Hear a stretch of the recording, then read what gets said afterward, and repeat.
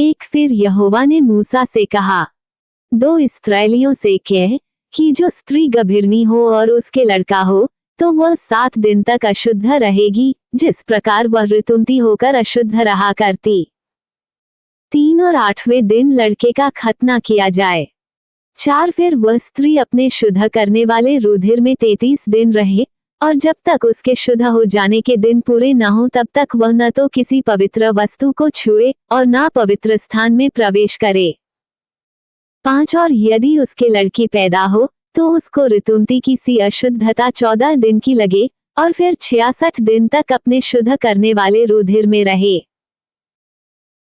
6 और जब उसके शुद्ध हो जाने के दिन पूरे हों तब चाहे उसके बेटा हुआ हो चाहे बेटी, वह होमबलि के लिए 1 वर्ष का भेड़ी का बच्चा और पापबलि के लिए कबूतरी का एक बच्चा व पंडुकी मिलाप वाले तंबू के द्वार पर याजक के पास लाए।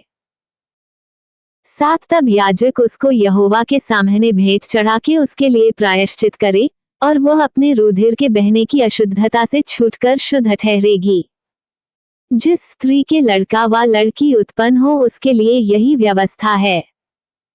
8 और यदि उसके पास भेड़ व बकरी देने की पूंजी न हो तो 2 पंडुकी व कबूतरी के 2 बच्चे, एक तो होमबलि और दूसरा पापबलि के लिए दे, और याजक उसके लिए प्रायश्चित करे, तब वह शुद्ध ठहरेगी।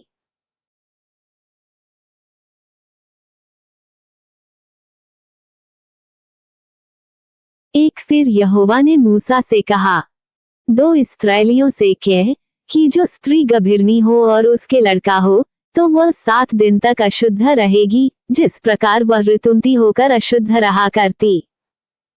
3 और 8वें दिन लड़के का खतना किया जाए। 4 फिर वह स्त्री अपने शुद्ध करने वाले रुधिर में 33 दिन रहे, और जब तक उसके शुद्ध हो जाने के दिन पूरे न हो तब तक वह न तो किसी पवित्र वस्तु को छुए और न पवित्र स्थान में प्रवेश करे।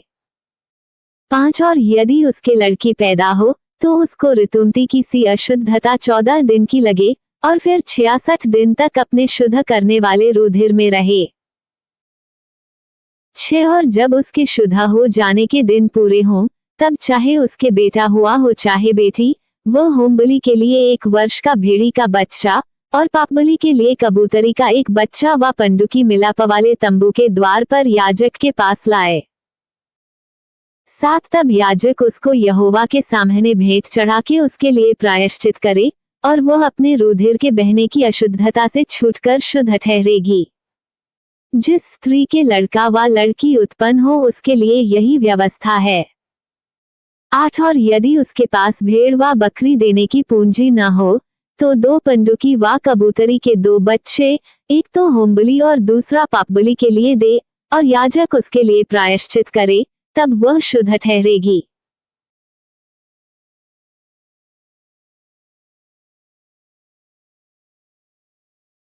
एक फिर यहोवा ने मूसा से कहा, 2 इस्राएलियों से कह कि जो स्त्री गभीरनी हो और उसके लड़का हो तो वह 7 दिन तक अशुद्ध रहेगी, जिस प्रकार वह ऋतुमती होकर अशुद्ध रहा करती।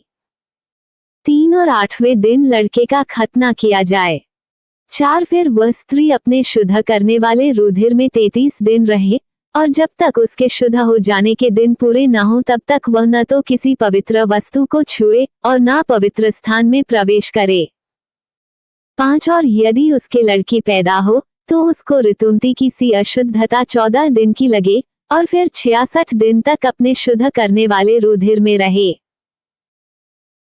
6 और जब उसके शुद्ध हो जाने के दिन पूरे हों तब चाहे उसके बेटा हुआ हो चाहे बेटी, वह होमबलि के लिए 1 वर्ष का भेड़ी का बच्चा और पापबलि के लिए कबूतरी का एक बच्चा व पंडुकी मिलाप वाले तंबू के द्वार पर याजक के पास लाए।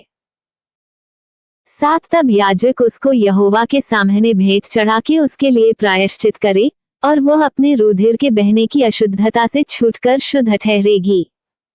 जिस स्त्री के लड़का व लड़की उत्पन्न हो उसके लिए यही व्यवस्था है।